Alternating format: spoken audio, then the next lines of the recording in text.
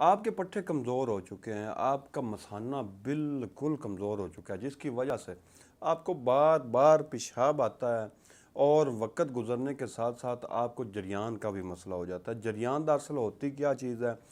جریان پیشاب کے ساتھ منی کا قطرہ آنا، چاہے وہ بعد میں آئے پیشاب کے یا پہلے آئے، ان دونوں صورتوں میں اس کو جریان کہتے ہیں۔ یہ ایک ایسی مرض ہے جو کسی مرد کو کچھ عرصہ تک رہے تو وقت گزرنے کے ساتھ ساتھ وہ جسمانی طور پر بھی لاغر ہو جاتا ہے، اور اس کی مردانہ قوت بھی بالکل صفر ہو جاتی ہے، اور وقت گزرنے کے ساتھ ساتھ اس کی ٹائمنگ بھی ختم ہو جاتی ہے۔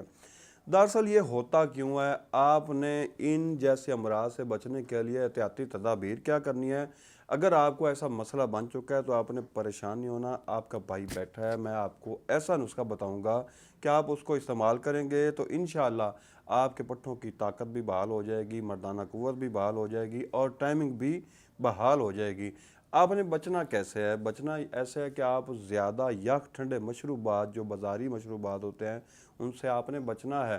بازاری جو اشیاء ہیں، مثلا برگر، شاورما وغیرہ، یا آرٹیفیشل مصنوعی غذائیں جن کا قدرتی غذاؤں کے ساتھ تعلق نہیں ہے، ان سے بھی آپ نے بچنا ہے۔ ایسی چیزوں سے بچیں، اور فحش جو مواد ہوتا ہے، ویڈیوز وغیرہ ہوتی ہیں، فوٹوز وغیرہ ہوتی ہیں، ان سے بھی آپ نے بچنا ہے۔ ایسی چیزوں سے بچیں، اور میرا یہ بتایا ہوا نسخہ نوٹ کر لیں، اس کو استعمال کریں۔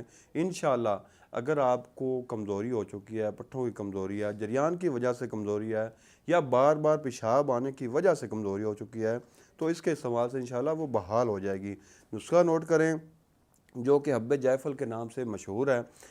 اکرکرا 3 تولے، جلوتری 3 تولے، زنجبیل 3 تولے، خلنجاں 3 تولے، زعفران 6 تولے، اور جائفل جو ہے وہ 6 تولے۔ ان تمام اشیاء کو آپ نے باریک پیس کر رکھ لینا ہے۔ اس کا آپ نے 4 نمبر کیپسول جو ہوتا ہے، جسے ہم 125 ایم جی کہتے ہیں، یہ والا کیپسول آپ نے فل کر کے رکھ لینا ہے۔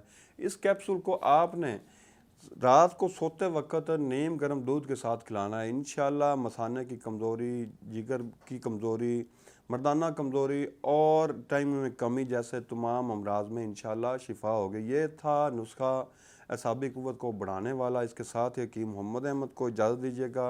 اللہ حافظ۔